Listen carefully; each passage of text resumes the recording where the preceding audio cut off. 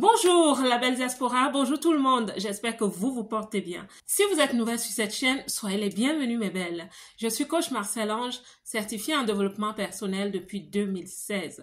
Et sur cette chaîne, j'encourage et je booste la femme dans la diaspora, celle-là même qui a pris la ferme décision de réussir loin de chez elle. Ce n'est pas facile de réussir loin de chez soi.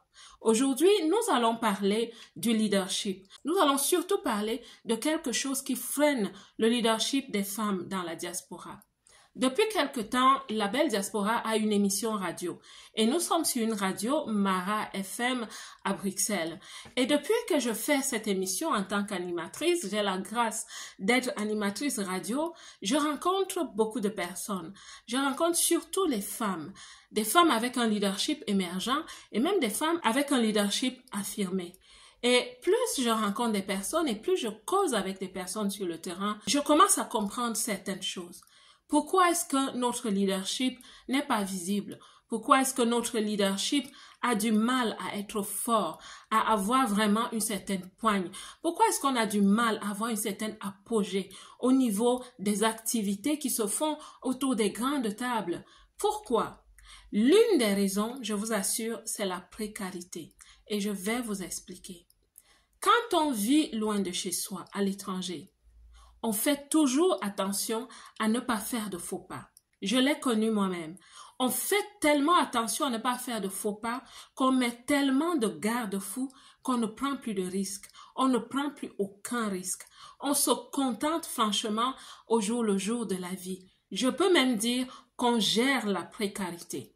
On est dans le leadership de gérer la précarité sous toutes ses formes, juste pour qu'on ne fasse pas d'erreur et qu'on ne se retrouve pas en dehors du bateau de la provision. Je prends l'exemple de certains salariés. Vous avez des personnes qui ont signé des contrats à durée indéterminée avec un SMIC. Et ça fait de longues années que ces personnes occupent ces postes, ont peut-être augmenté un peu en salaire, mais sont toujours à ces postes. Pourquoi? Parce que dans leur état d'esprit, le contrat à durée indéterminée est une sécurité. Ça leur donne, selon eux, la stabilité. Et ces personnes, même quand il y a des opportunités qui s'ouvrent dans d'autres entreprises qui sont plus élevées et qui parlent à leur propre potentiel et à leur expérience, ces personnes ne bougent pas d'un pas. Pourquoi? Parce qu'elles ont peur. Elles ont juste peur de quitter ce qu'elles appellent la sécurité. Et elles se retrouvent à faire du surplace pendant de très longues années et surtout, sans le savoir, ne pas améliorer leur cadre de vie, leur pouvoir d'achat et leur style de vie en général. Mais dans cette vidéo, je m'arrête pour dire à plusieurs, à vous qui avez peur, à vous qui gérez la précarité. Et je parlerai même aussi de certains entrepreneurs. On rencontre des entrepreneurs qui n'osent pas prendre de risques, qui n'osent pas se diversifier. Elles ont tellement peur. Elles ont commencé à gagner quelque chose, à avoir une certaine visibilité et elles vivent exactement dans les mêmes peurs. La peur de perdre le statu quo. Quand vous rencontrez une personne qui a peur de perdre son statu quo, il faut s'inquiéter. Et dans cette vidéo, je souhaite parler à toutes ces femmes, toutes ces belles dans la diaspora qui n'osent pas prendre des risques. Et moi, je viens te dire aujourd'hui, ma belle, c'est vrai que quand nous sommes arrivés dans la diaspora, nous avons connu des chocs qui nous ont même parfois laissé des traumas, des blessures. C'est tout à fait vrai, qu'à cela ne tienne. Si tu souhaites changer ta vie, si tu souhaites sortir du train-train, élever ton niveau et même changer de classe sociale et économique, pourquoi pas? Ma belle, level up. Ose confronter tes peurs. Ose dire non à ce statu quo. Ose dire non à la précarité. Arrête de gérer la précarité et commence à te poser des bonnes questions. Nous ne pouvons pas continuer de vivre dans l'esprit de la fuite, la lutte ou la mobilisation. Apprenons à déposer ces bagages. Apprenons à retravailler notre identité. Apprenons à nous améliorer. Apprenons à travailler sur nous-mêmes, à commencer à se dire c'est quoi mes forces, c'est quoi mes faiblesses et si je connais mes faiblesses, qu'est-ce qui me freine? Énormément d'entrepreneurs dans la diaspora vivent avec le même état d'esprit. Ces personnes ont mis en place des activités, elles sont associatives, elles sont entrepreneuriales, qu'à cela ne tienne, on ne voit pas l'apogée, on ne voit pas le décollage, il n'y a pas d'envolée. Pourquoi? Parce qu'on fait tellement attention à ne pas perdre parfois les subsides de l'État, à ne pas perdre le train-train. Et l'une des raisons aussi, c'est que parfois les gens ne sont pas bien entourés. On vit dans des communautés où on a tellement peur. On a peur de façon collective.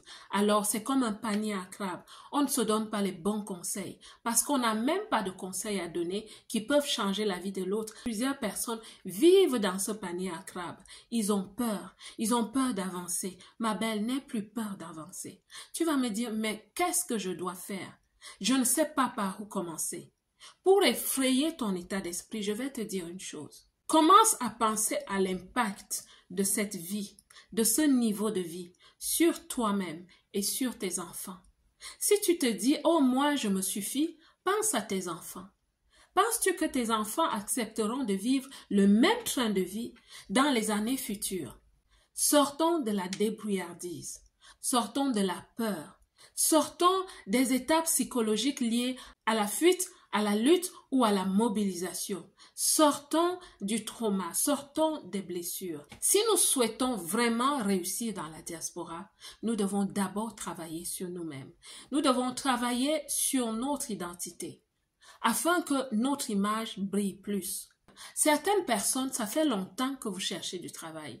Ça fait longtemps que vous cherchez des promotions. Ça n'arrive pas. Pourquoi? L'image.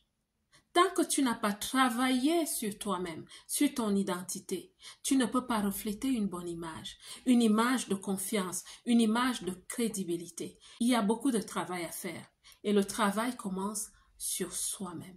Soyons tous fous, prenons des risques, déplaçons des lignes, devenons les meilleures versions de nous-mêmes et soyons ces femmes qui sortent de la débrouillardise et qui commencent à se réaliser en fonction de nos grands rêves et surtout des destinées divines qui ont été posées en nous. Tu as des dons, ma belle. Lève-toi pour que ton don devienne un talent, que ton talent devienne une compétence, que ta compétence devienne une expertise, ainsi de suite. C'est ton droit et même aussi ton devoir.